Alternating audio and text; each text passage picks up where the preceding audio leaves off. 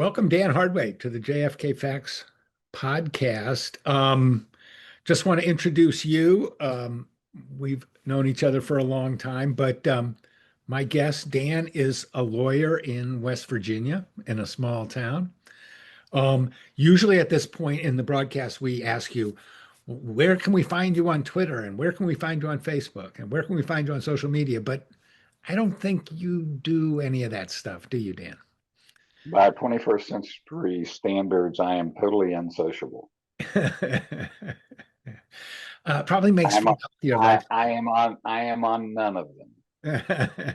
Okay, so that's the promotional part of our program. You came to Washington this week to testify on Capitol Hill before the House Task Force on Declassification of Federal Secrets, and I know you had your doubts about that, and wondered if it would be worthwhile.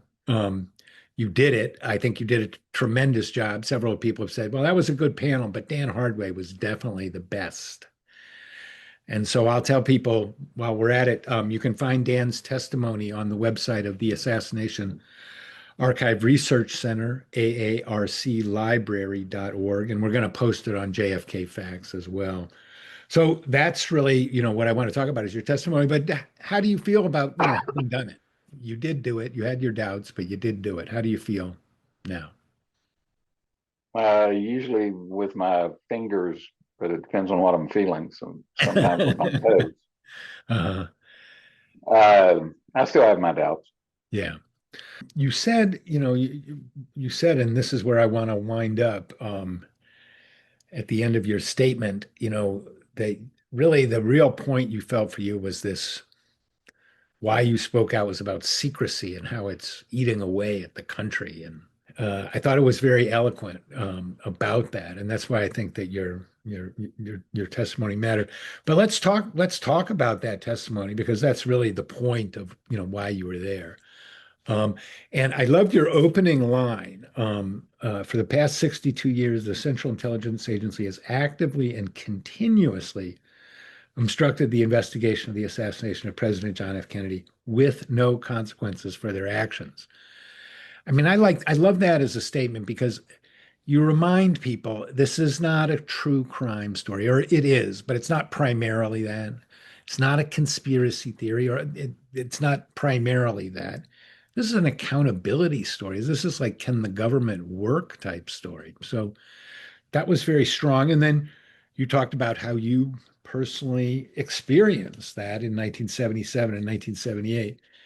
And you said, I'll quote from it, beginning in May of 1978, the CIA assigned George Joannides to handle liaison with Eddie Lopez and me.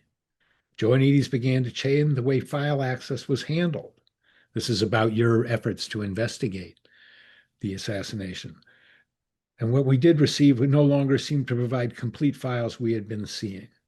The obstruction of our efforts by Joannides escalated over the summer. So tell us about that summer. Who were you and Eddie Lopez? What were you doing with the House Select Committee on Assassinations, and what happened? Well, me and Eddie were both students at Cornell in 1977 when G. Robert Blakey was appointed as chief counsel. At the time that summer when he was appointed, we were working for him at the Cornell Institute on Organized Crime, which was his teaching institution where he trained federal prosecutors in how to prosecute organized crime and how to use the RICO Act, among other things. And when he got appointed, we both ended up in his office asking him if we could go to DC with him, and he took us to DC with him. We were hired as researchers for the committee. I moved to DC on July 7th, 1977, and began working shortly thereafter at the committee. At the time, we had no memorandum of understanding or access to any kind of classified documentation. So for a while, we just spun our wheels, basically, doing open source material and doing what research we could. And eventually, Bob Blakey negotiated an agreement with the agency with most of the federal agencies, whereby we were granted, we got our security clearances and we were granted access and given top secret security clearances and granted access to unexpurgated documents. The agreement with the CIA was that we were to have access to these documents, but that we had to work on them at CIA headquarters.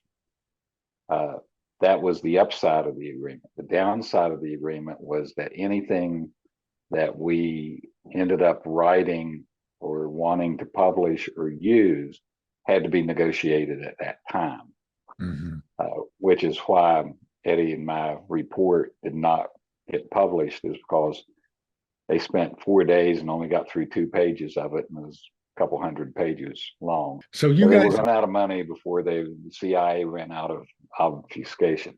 My area of investigation involved Lee Harvey Oswald's activities in Mexico City in the fall of '63 and the performance of the CIA in monitoring and reporting those activities, as well as the possibility of any CIA knowledge or involvement of the assassination or cover up of information relevant to the assassination. And so that gave me kind of a wide ranging brief to start with in that area.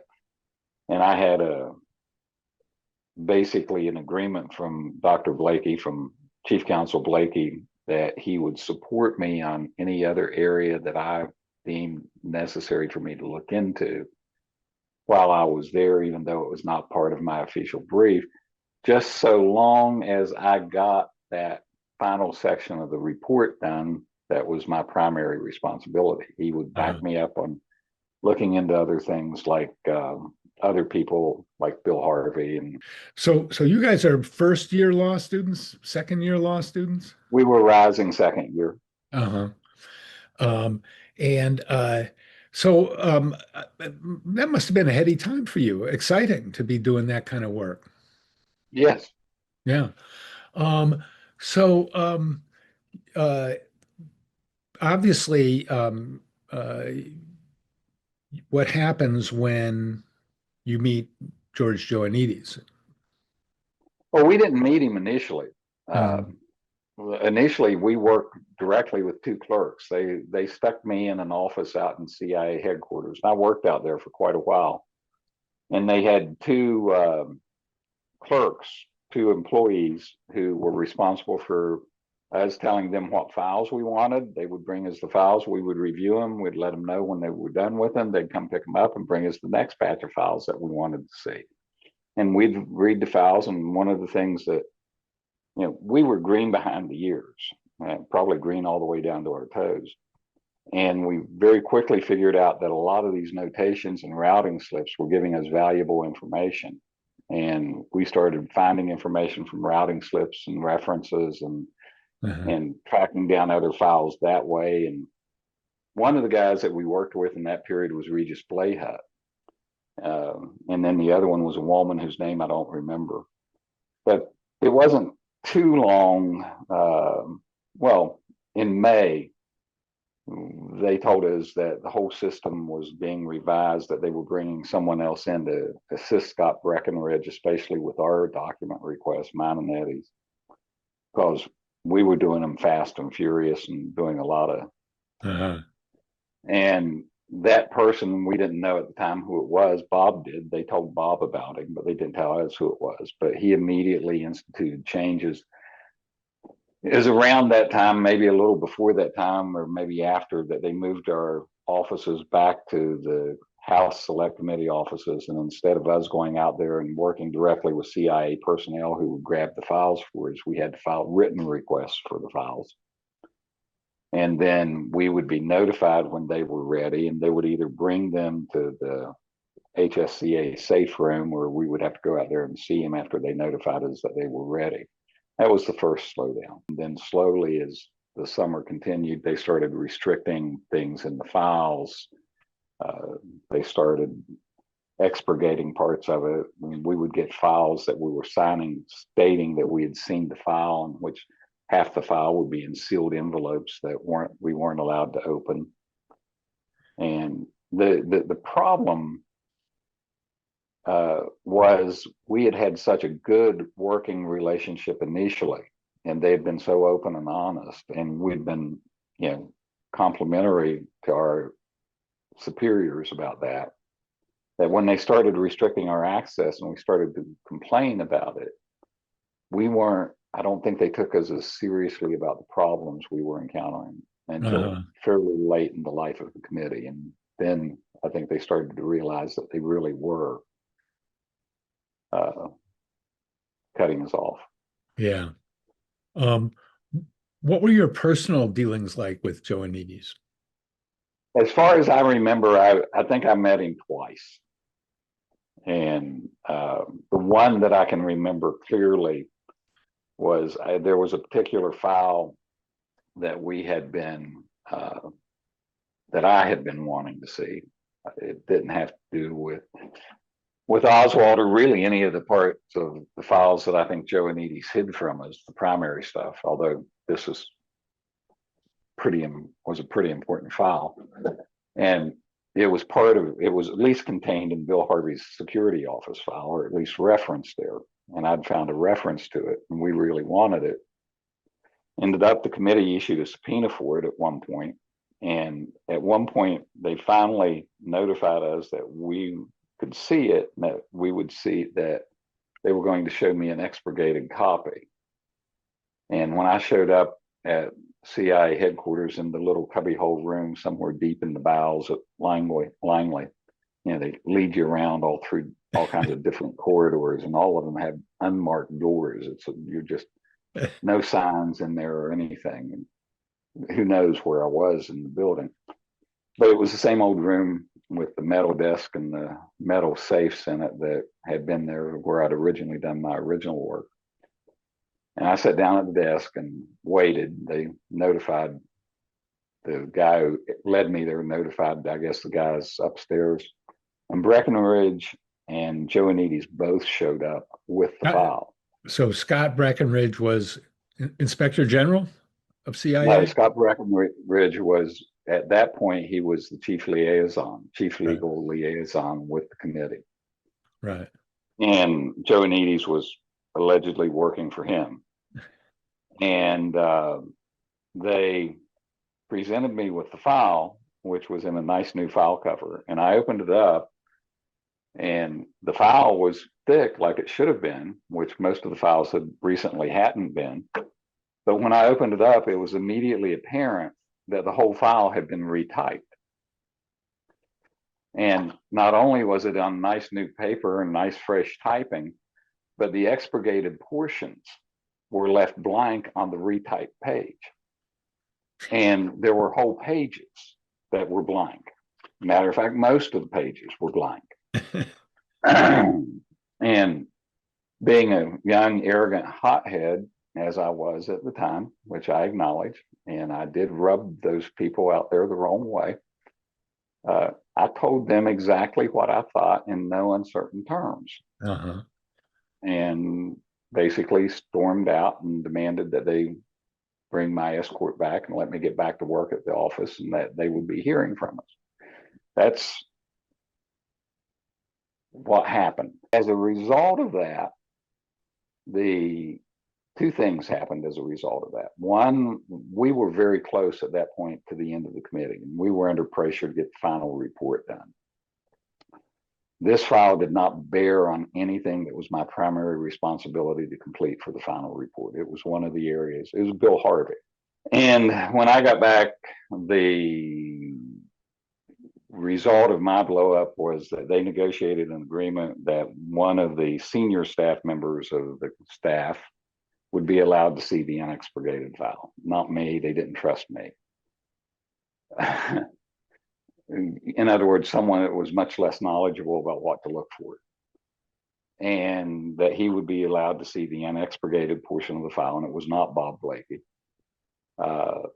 And he went out on one afternoon a couple of weeks later with 20 things on his list that he had to deal with out there, and was out there for half an afternoon, and came back and told me to drop it, that there was nothing in the file that I needed to see.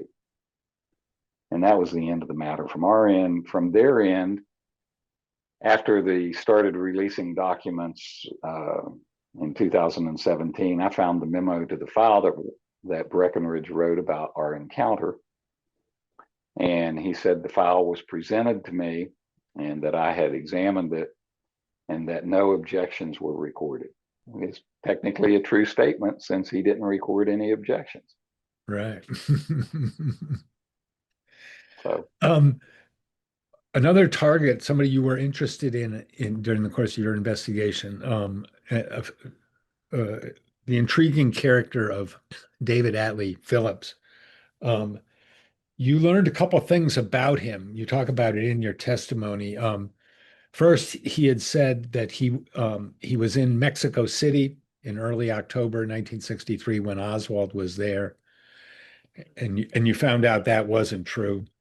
Um, and that you had also found that many of the stories after the assassination linking Oswald to Cuba had come from Phillips's agents.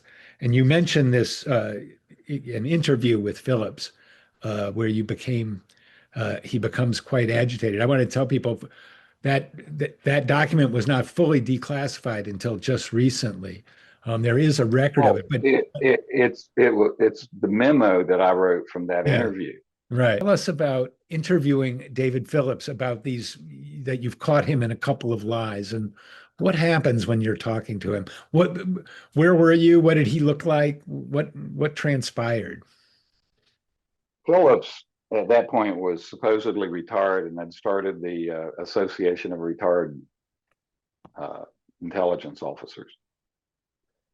Um, he before the committee had access to unredacted documents, he had appeared while the guy from Pennsylvania and Bob Tannenbaum were still counsel in executive session and had lied through his teeth about his activities in Mexico in October. He claimed to have written the first cable reporting Oswald's activities. He wasn't even in Mexico at the time. Once we got unexpurgated access, that became very clear. And we had confronted him about that in executive session.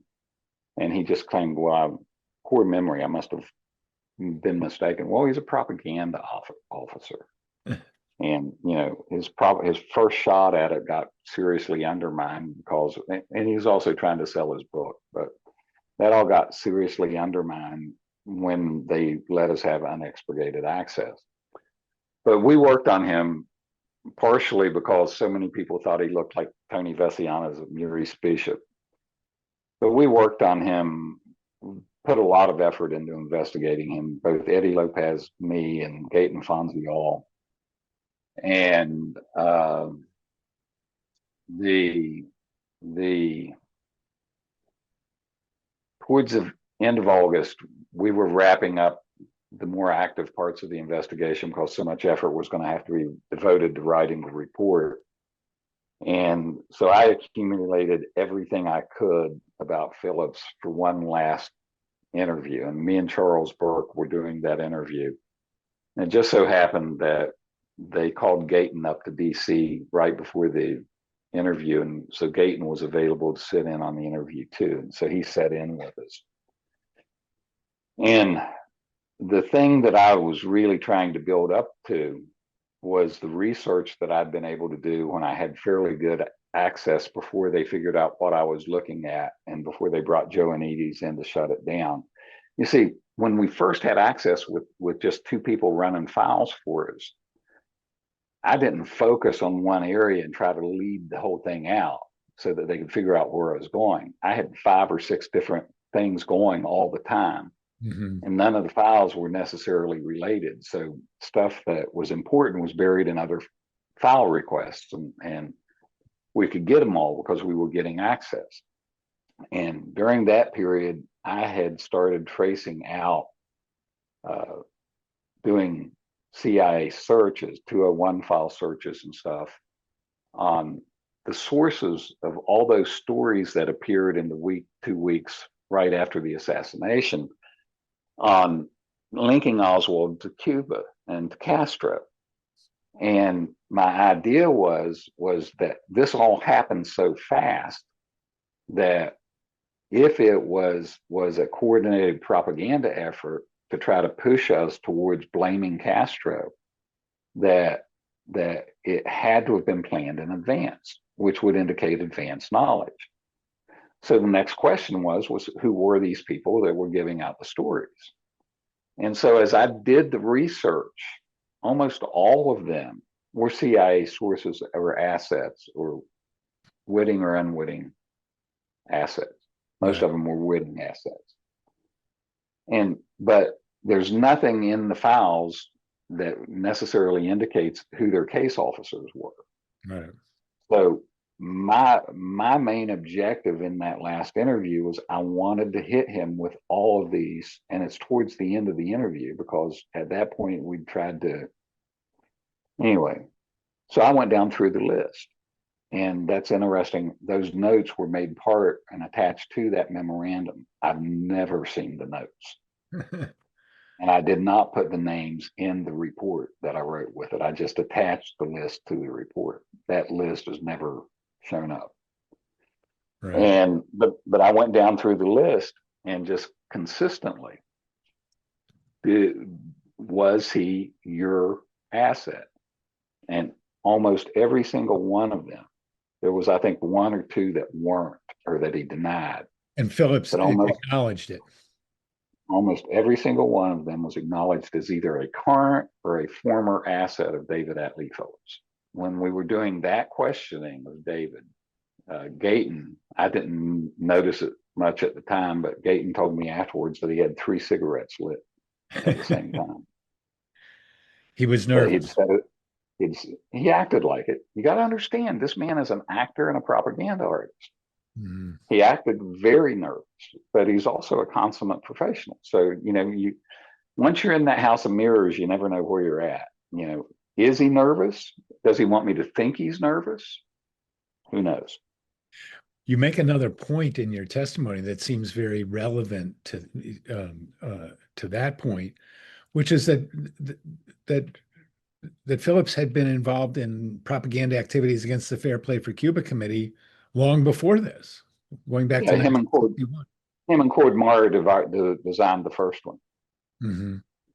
Yeah, him and Cord Meyer ran that program since its institution. Right.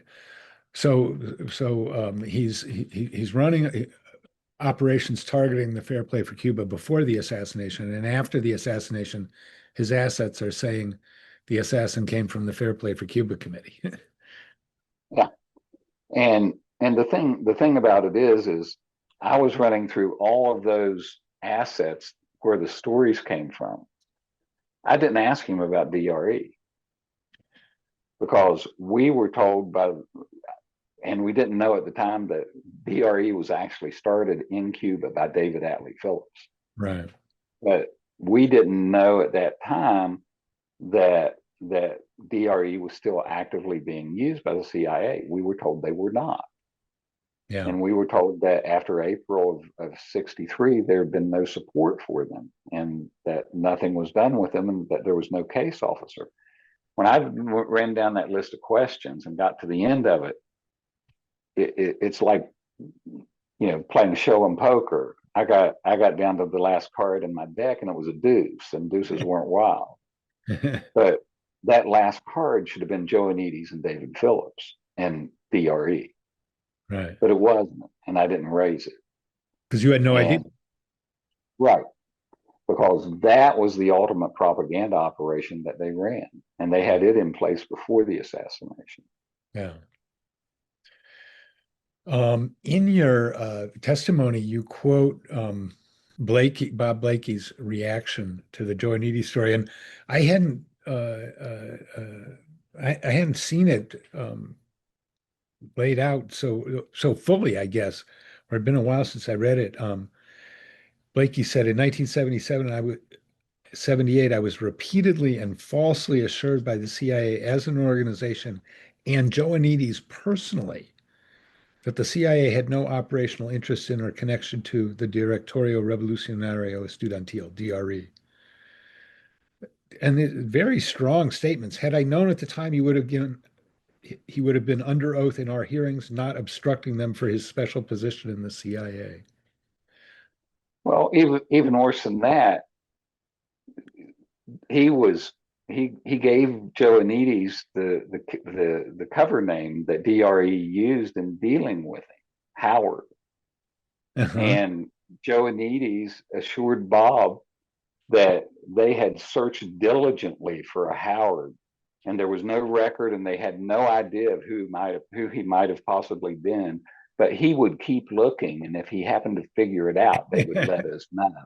Right. And it was Joannides. Yeah. And as you know, you were responsible for getting these people to see Joannides's pictures and getting positive IDs from the leaders of DRE that Joannides was Howard. No, and several of them in testifying, I think they gave statements to Gayton in Miami. They said, "Oh yeah, we were working with a guy from the CIA named Howard," and so and obviously, they never shared that with anybody. They lied. I hadn't realized that Joannides had lied about Howard Yeah, to Blakey. yeah. So yeah, really, really audacious. Uh, To his face.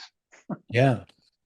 So and now, we still can't see, we still can't know what Joannides was doing in 1963. And so I thought it come back to your opening statement, this is still going on, right? Yeah, yeah. They pulled the same kind of stuff in our FOIA request that me and Professor Blakey and Eddie Lopez filed an FOIA request for more of Joannides' files, as well as the files that they developed on us, because they had us under surveillance as well. And uh, they told the court that uh, Joannides was not involved in anything against us. And we showed very clearly that the CIA had previously, in your FOIA case, had clearly admitted that Joannides was assigned undercover to work with the House Select Committee on Assassinations, and that he had been involved in his career with the CIA. He had been involved in two covert operations. And in both situations, he had worked undercover. One was in Miami in 1963, and the other was in 1968 in his assignment with the HSCA. That is the language of a designated representative speaking on behalf of the agency under penalties of perjuries in files in a document filed under penalties of perjury with the Circuit Court of Appeals of the Circuit Court of DC. Yeah. And And now when we come back to the FOIA case that Bob, Eddie, and I filed, they came in and told the court that I had misconstrued what they said, and that all they meant was that Joannides at that time had not been identified as having a relationship with the CIA. right. And in fact, that too was a blatant lie to the court, because he had testified publicly at a treason trial in Indiana while the CIA while the HSCA was sitting and investigating. Oh, And and it was a big story in the Washington Post yes, and the that a Times, CIA officer named George Joannides had testified at the trial of William Campiles, a man who was as the CIA representative around. at that trial. Yeah. And So yeah, he had been identified but publicly. yes, he had been. But the interesting thing about that statement that they made to the court, the district court in mine, Ed, and Bob's case, was that they never put that statement under oath. They had the U.S. attorney do that in the court filings, so that no one ever swore under oath and perjured themselves in that one. Isn't that great? Yeah. And what I thought was fantastic about that was they had no problem with getting a U.S. attorney to do that. But it didn't matter, because the court ultimately said, well, the U.S. attorney and the CIA has shown that there's no basis for your claims. Yeah. There you go. He's the fact finder. So that's where it ended. Yeah. Yeah. So yeah, so the courts back up the CIA. Um, well, it's an amazing story, and it's appalling that it's still going on. Congresswoman Luna has asked the CIA for Joannides' personnel file, which, from what we know about it, this was a personnel file that was identified in the Vaughn Index in my Freedom of Information Act case. So these are documents that are known to exist, and they're all about uh, these times when Joannides was undercover in 1963 and in 1978. So it's almost like the fact that these documents are heavily classified is confirmation of what you're saying, that it was a covert operation. The the thing is it's not really the personnel file that we need. It's not that's not what we really want. One, we'd like to have Joannides' Office of Security file, different file. Yeah. That's one that we'd like to have. But the other one is the operations file on the DRE. You Yes. see, whenever an organization is under control of a case officer, he files monthly reports about what they're doing. And when the when the Assassination Records Review Board uh, wanted the operations files for the DRE, they were told that lo and behold, they were missing for the months of December 1963 through the month of April 1964. Right. And the explanation they gave the ARRB, the Assassination Records Review Board, is that the DRE would not take directions or instructions, that they insisted on engaging in activities that the agency didn't sanction. The agency reduced the level of funding. It replaced the officer that had the designated deal with the DRE. And then at the same time, the monthly operational reports trailed off. And they can't find them. And they told the DRE that's probably because the case officer quit filing them. Right. Well, there's about 15 half truths in that statement. Yeah, no, That, thank you for calling attention to that. I mean, when Judge Tunheim talked about being misled, it's that memo that was sent to mm-hmm, them that is totally misleading. It's very mm-hmm. shifty in its Yeah. language.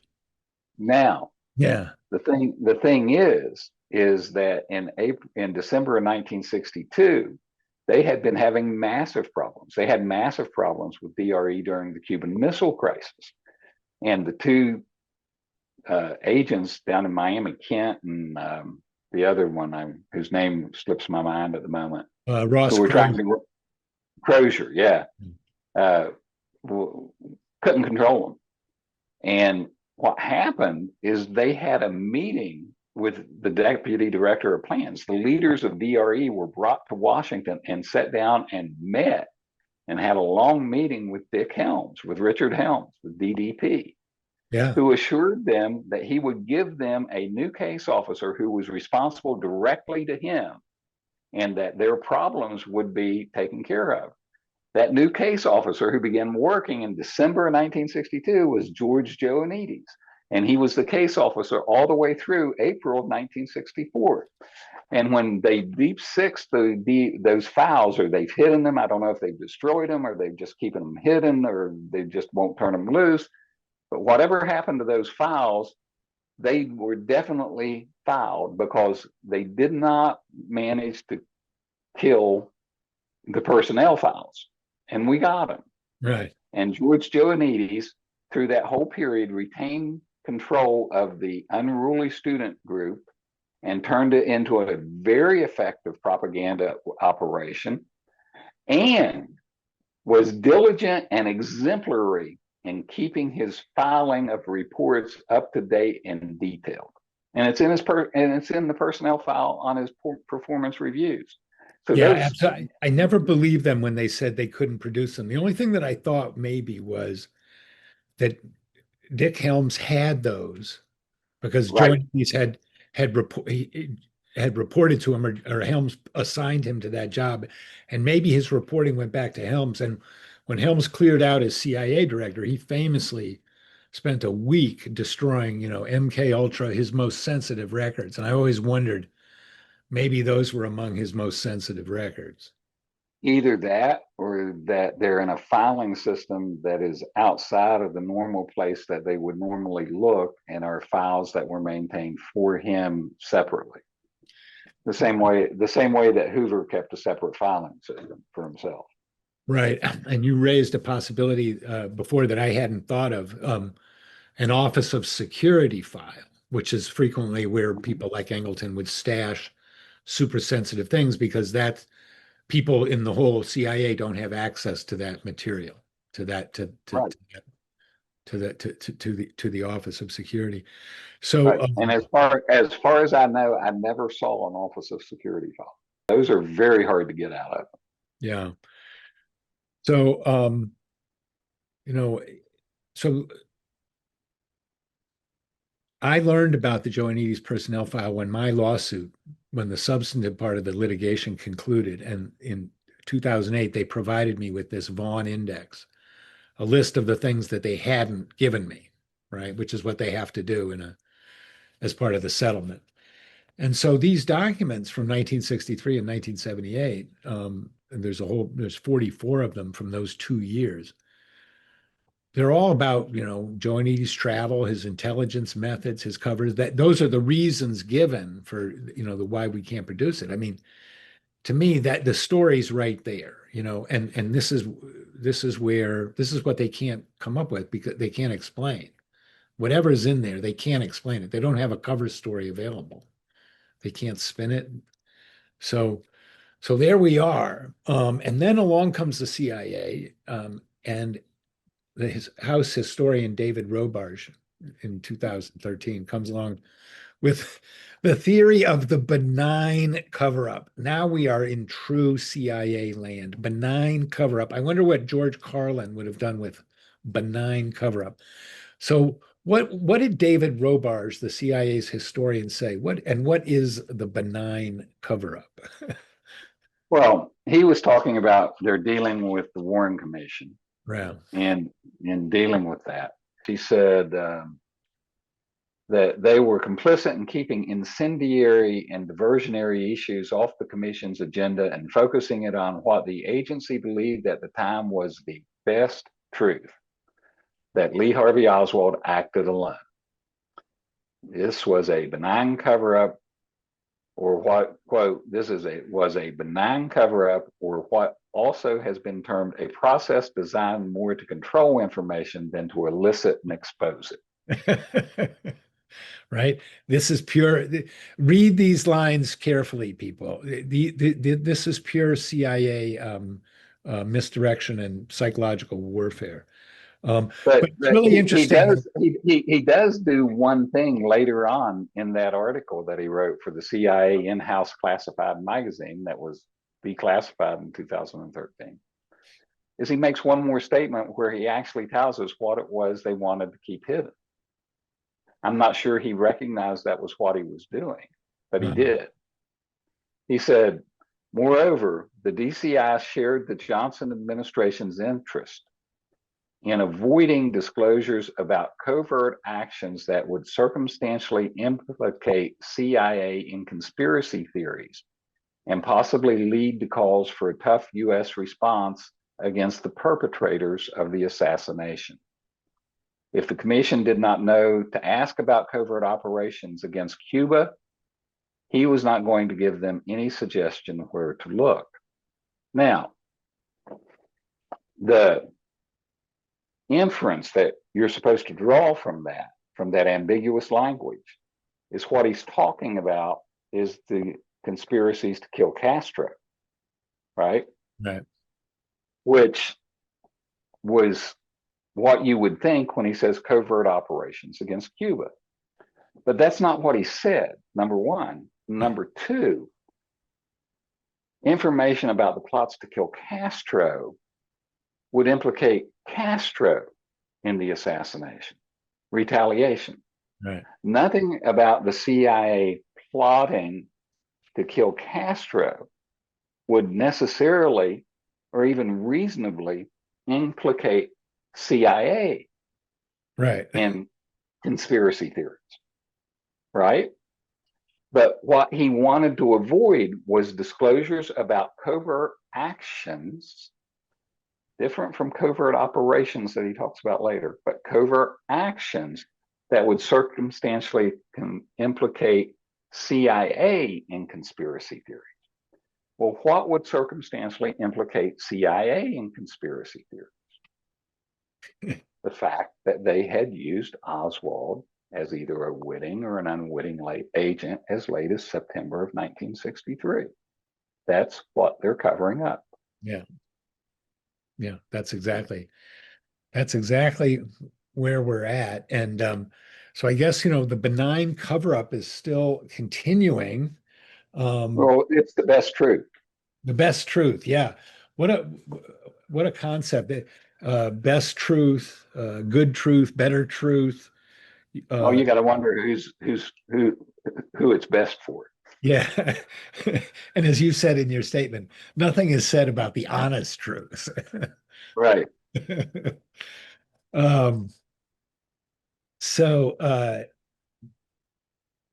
just looking through your statement here and coming to the end where we started on, you said on a wider basis, this case, along with many others, the JFK case, along with many others, illustrates government secrecy as a cancer eating at the foundations of the republic. I think that's so true. When I always get asked about conspiracy theories and, is JFK the mother of all conspiracy theories, but the pervasiveness now of conspiratorial thinking in the popular culture. I mean, it is incredible.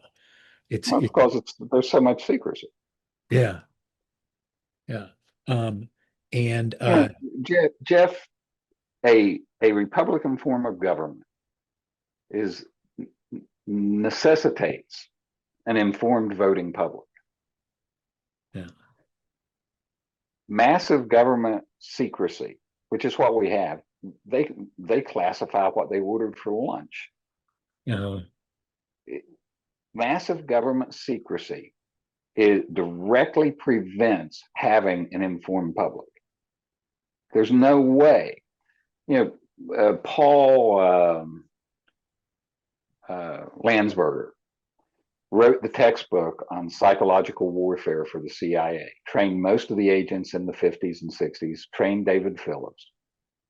And his book, Psychological Warfare, repeatedly comes back to the theme we can't use these techniques on our own populace. And at one point in his book, he describes what would happen if we applied them in an open Republican form of government. And what he describes as the dysfunction that they would create is exactly where we live today. yeah, And yeah, that's why, and you know, you go through recent history, and after they started doing that, after the CIA started turning those operations against our own public, uh, it's amazing the things they've done. They've been actively involved in our own political process. They manipulate our process as much as they manipulate foreign government processes. They've applied what they learned in Italy. They applied what they learned in other countries of interfering in elections. They apply it in our elections. The Judge Tunheim at the end of the hearing laid out very good suggestions that the ARRB made at the time about limiting classification. And nothing was done, and nothing's been done since. And if it lasts too much longer, it isn't going to do any good to do anything. But the classification system has to be massively reformed, and in addition to that, the FOIA process has to be totally revamped. The FOIA is basically worthless as it's presently constituted. yeah, And if we don't, we're just continuing down the road towards our own governmental suicide, dysfunction, partisanship, manipulation of the public, refusal to inform the public, competing stories, competing truths. It's not good. Yeah, and somehow the corrosive effects of the failure to investigate Kennedy's assassination are are part and parcel of that process. Oh yeah, yeah. That's well, like I said in the hearing, the the fact that, in my opinion, I think that if we were in a criminal trial, and up until these recent declassifications, I wouldn't have said this because I didn't think we could meet a clear preponderance of the evidence. I think we could have met a standard of evidence applicable to intelligence operations that we had enough of an indication to act in the intelligence field as if it were true. But I didn't think we could meet a jury with a preponderance of the evidence, let alone reasonable doubt. I still don't think we could convince a jury beyond a reasonable doubt. We don't have that kind of evidence. But I think from the circumstantial evidence that we have, we could meet a clear preponderance of the evidence standard that Lee Harvey Oswald was used by the CIA as a witting or an unwitting asset. I can't say which he was, although I tend to think he was witting. The evidence, the circumstantial evidence, I think is clear that he was. And the fact that I can't think of a better motivation for the CIA to want to actively cover up and to have the higher officials in the government agree with the necessity of doing that cover up than the fact that the man who is accused of killing the president, and whether or not he's actively involved, the actual shooter or patsy is irrelevant. That by itself is because once he was shot, he was the assassin. And that in and of itself is enough to cover up the massive cover up that was generated. So, does that necessarily mean that the CIA killed him? No, it does not. Does it mean that the assassination was a CIA operation? No, that is not a necessary inference. It's not even a permissible inference because one doesn't necessarily lead to the other. So what does that mean? The congressman yesterday, and never got a chance to explain it because of the limited time, asked me, after I told him that, he asked me, well, does that mean that either the CIA killed Kennedy or Oswald did it on his own because he was so angry at the CIA? And no, it doesn't mean either one of those things. There's all kinds of possibilities there. It's entirely possible that Oswald could have been so pissed he decided to take out his revenge on Kennedy over the way he was used in Mexico. It's entirely possible that David Phillips and George Joannides were the most surprised men in the world on November 22nd. No. It's also possible that people who knew about that operation co-opted that operation to set up a patsy that would guarantee a cover-up. Were they sophisticated? Were they that sophisticated? Oh yeah. Go read the secret histories of some of their operations. They were definitely that sophisticated. They could have done that. And whether or not they were in the CIA, military intelligence, Soviet intelligence, wherever, nobody knows because this was not investigated. It was covered up. Yeah. Okay, Dan, let's leave it right there. I think that's a perfect place to end. Hey, everybody, I wanted to call your attention to one surefire way to deepen your knowledge of the assassination of President Kennedy. And that's to read my 3 books about the CIA, a trilogy of spies that tells how the assassination actually unfolded in the eyes of CIA insiders. You see, my work on JFK's assassination is rooted not in the literature of conspiracy, but in the history of CIA operations. And that makes all the difference when it comes to understanding the events that culminated on November 22nd, 1963. You'll want to check out my 3 CIA books that tell the story of the founding generation of the Central Intelligence Agency and what 3 insiders actually thought about JFK's assassination. Meet charismatic Station Chief Winston Scott as he surveils Lee Harvey Oswald 6 weeks before Dallas. Meet urbane CIA Director Richard Helms as he fends off President Richard Nixon's attempts to blackmail him over JFK's assassination. Meet James Angleton, the ingenious, paranoid, and sinister counterintelligence chief who had controlled the agency's file on Oswald since 1959. In these books, you'll see the real historical foundation of the events that led to President Kennedy's assassination. And you'll understand this event in a much deeper way. Check out my books at jeffersonmorleybooks.com. You can buy all of these books there, as well as my other nonfiction book, Snowstorm in August. So check out the Trilogy of Spies.